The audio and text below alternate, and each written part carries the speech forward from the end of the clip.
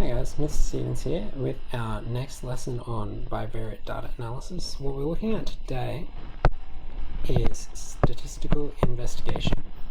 So far in this unit, we've looked at a lot of ways we can analyze data, but what we're talking about here is how do we get that data in the first place? So there are 4 basic steps in a statistical investigation. I'd like you to write this down. First, you need to collect the data, then you need to organize the data, then you need to summarize and display the data, and then you need to analyze the data.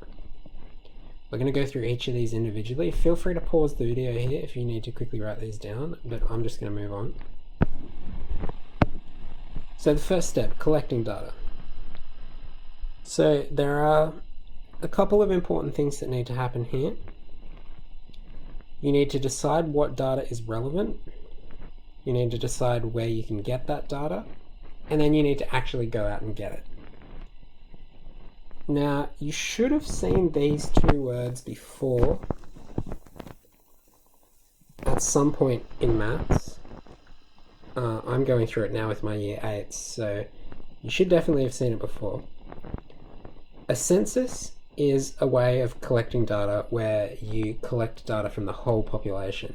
You should be familiar by now with the census that we do in our country. I think we actually have one coming up this year, possibly next year. But that's where everyone gets a little package in the mail, every house, and you have to fill out information based on the people that live there. And that goes to every single person in the country. That's the important feature of a census. It surveys the entire population. Or we can have a survey or a sample where data is collected from a smaller group within the population. Now, samples can be random, where people are chosen by chance.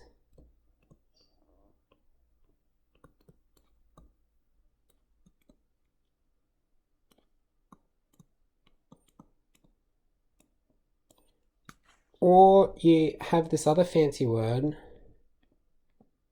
stratified. This means people are chosen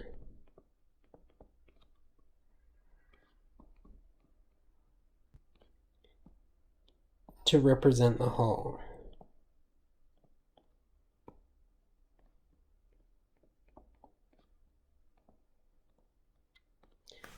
Now, what I mean by that is, let's say there's about 1,100 students in St. Philip's, Cessnock. And if we wanted to collect some data from everyone in the school, but we didn't want to have to send out 1,100 surveys and go through that whole process of collecting information from such a large group of people, what we could do is we could survey, say, only 100 people. But what would make that a stratified survey is that if we looked at how many people were in each class and chose our 100 people so that they were spread evenly across every single class. That would be a stratified sample because we've put in some effort to make sure that our sample is as close as possible to representing the whole group. Okay, once you've collected your data, step 2, it needs to be organized. So we just went through this process actually as a school. We did our trial of online learning back in the last week of last term, and then a whole lot of surveys were sent out to parents, teachers and students on how they found that time.